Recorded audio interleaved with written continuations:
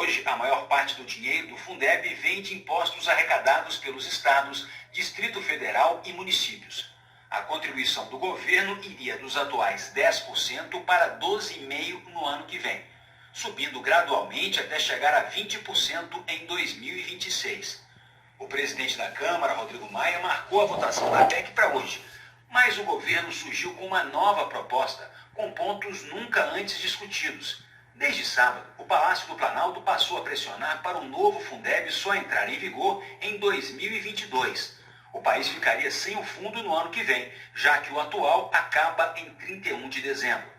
Hoje, em entrevista à Globo News, o secretário da Fazenda do Ministério da Economia disse que mesmo sem um novo Fundeb, o governo pagaria a parte dele. Em 2021, o recurso que hoje é repassado será repassado na mesma proporção, 10% de complementação que a União faz. A valores de 2020 é aproximadamente 16 bilhões. A relatora criticou o governo por aparecer de última hora no debate e falar no adiamento do novo Fundeb. A vigência para 2022, o que é impossível. O Fundeb é um financiamento que mantém a educação básica funcionando.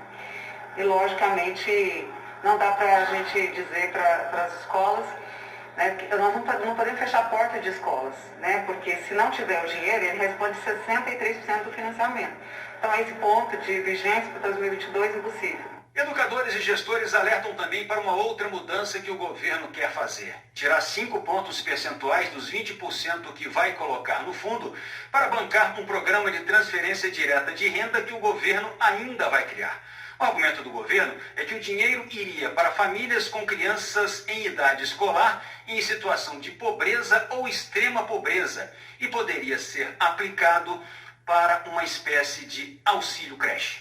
A representante do Conselho Nacional de Secretários de Educação disse que a mudança do governo busca fazer assistencialismo com o dinheiro do ensino básico. Assistência precisa, mas com orçamento de assistência. O orçamento da educação é para a educação, não tem que ter esse desvio para a assistência. Então também nós não concordamos de jeito nenhum. O presidente da Comissão Especial do Fundeb na Câmara disse que o governo planeja usar o Fundeb para fugir do teto de gastos, já que o fundo não se enquadra na regra. Traz um erro crasso para essa corporação fiscal quando ele burla a lei do teto. Quando o próprio ministro da Economia quer burlar o teto, colocando as despesas do Renda Brasil numa subvinculação da educação. O governo quer também reduzir o dinheiro do Fundeb destinado ao pagamento dos profissionais de educação básica, limitar a 70% o percentual do fundo destinado aos salários. O texto da Câmara trata 70% como percentual mínimo. O governo ainda propõe usar o dinheiro do fundo para que estados e municípios paguem aposentadorias e pensões, o que não é permitido pelo texto da relatora. A medida que permite o pagamento de aposentados e pensionistas com o recurso do Fundeb, ela praticamente vai causar o desmonte. Ela vai trazer o Fundeb para uma situação de ser inócuo no sentido de manutenção e desenvolvimento da educação. É um desvio. Essa proposta do governo federal demonstra que o governo federal não conhece a realidade das escolas públicas e tampouco conhece a política educacional tal como ela precisa ser desenvolvida para o desenvolvimento do país. Outra proposta de última hora do governo que causou surpresa. Ele quer contar as matrículas da rede privada do ensino infantil para atingir as metas de universalização e ampliação da oferta de vagas na pré-escola e na creche previstas no Fundeb. O presidente da Câmara passou o dia em negociações. Uma das conversas foi com o ministro da Secretaria de Governo, que saiu falando em construção conjunta do texto. Nós debatemos e vamos ver se ela consegue construir junto o texto. A política é muito dinâmica. Pode ser amanhã, pode ser depois. Rodrigo Maia criticou vários pontos da proposta do governo e disse que não há chance de o programa assistencialista ser aprovado com o Fundeb. Ele afirmou que amanhã põe para votar o relatório da professora Dorinha e defendeu que o novo Fundeb comece a valer no ano que vem. Você adiar o Fundeb para 2022 ou a sua complementação é uma sinalização muito negativa. Até porque nós estamos vendo que para alguns temas parece que o governo entende que tem dinheiro. Para outros temas, como essa prioridade de curto prazo na educação, parece que o governo gera mais resistência, pelo menos a equipe econômica. O que nós queremos é que a gente possa iniciar o início da complementação no próximo ano. As conversas entre o presidente da Câmara, parlamentares e o governo evoluíram. Eles chegaram a um acordo para aumentar a complementação do governo de 20% para 23% e usar 5 pontos percentuais para ampliar vagas na educação infantil e não mais para assistência social por meio de transferência direta de renda em um programa que o governo tem intenção de criar. Aprendam. O Todos pela Educação fez as contas. Comparou a proposta do Fundeb discutida na Câmara com a proposta defendida pelo governo, considerando o cenário em 2026. O investimento mínimo por aluno por ano deve chegar a R$ 5.416 pela proposta da Câmara e a R$ 4.661 pela do governo, 14% a menos.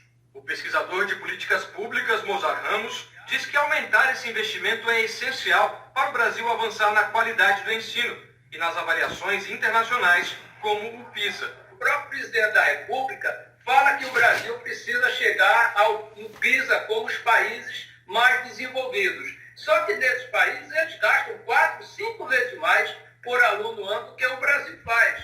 Consequentemente, se ele quer de fato tornar o Brasil mais competitivo no PISA, ele tem que ampliar o investimento na educação básica. Segundo o levantamento do Todos pela Educação, pela proposta da Câmara, 23 estados serão beneficiados com os recursos da União. Pela sugestão do governo, seriam apenas 16, 7 a menos. Amapá, Espírito Santo, Goiás, Mato Grosso do Sul, Paraná, Rio de Janeiro e Santa Catarina ficariam de fora. Pela sugestão do governo, Bahia e Ceará teriam as maiores perdas em números absolutos. Proporcionalmente, Tocantins, Minas Gerais e Mato Grosso seriam os mais prejudicados. O Todos pela Educação também afirma, segundo a proposta da Câmara, o dinheiro para reforçar a educação chegaria a 2.395 municípios e a 1.575 pela do governo, 820 a menos. O secretário de Educação de Sergipe comentou. Nos municípios mais pobres é um colapso, claro, da rede pública de educação. O Fundeb foi muito importante para a melhoria da qualidade do ensino no Brasil e ele é fundamental para manter essa trajetória de melhoria e sustentabilidade do financiamento da educação. Ainda segundo o estudo, a diferença também é grande no número de alunos beneficiados. São mais de 14 milhões na proposta da Câmara, 7.805.000 pela sugestão do governo. O Maranhão perderia quase R$1 bilhão por ano. O secretário de Educação se preocupa com outro ponto da proposta do governo, a que limita a 70% os gastos com pessoal. No Maranhão nós usamos 100%. E aí, nesse caso, nós não teríamos recursos para continuar a pagar os salários dos professores. Portanto, seria um verdadeiro apagão da educação pública brasileira a aprovação do Fundeb tal qual proposta pelo governo federal. Os educadores avaliam que a proposta do governo não contribui para reduzir a desigualdade na educação, que é grande e aumentou agora durante a pandemia, já que as aulas presenciais foram substituídas pelo ensino remoto e muitos alunos de escolas públicas não têm acesso a celular, computador e internet. Tira grande parte do potencial de geração de mais justiça, de mais equidade, para fazer com que a educação brasileira não dependa do CEP da criança, de onde ela mora, de onde ela nasceu. Os educadores reconhecem a importância de aumentar os investimentos na área social, mas dizem que isso não pode ser às custas da educação. Acabar com o Fundeb ou desidratar o Fundeb vai gerar graves consequências para a educação brasileira. É fundamental numa agenda de reconstrução do país, de reconstrução via educação, que a gente tenha recursos direcionados para esses alunos mais pobres, porque só com a educação que eles vão sair da pobreza. Há uma crise de desemprego, todos nós compreendemos isso, mas o governo tem que ver qual é a fonte que não seja da educação básica para cobrir esse cobertor. Porque a educação básica é aquela que, de fato, vai promover a sustentabilidade do país a médio e longo prazo. Pessoas mais alfabetizadas, mais esclarecidas e educadas, e com a boa educação, naturalmente aumenta o PIB per capita e, consequentemente, dá maior capacidade de sustentabilidade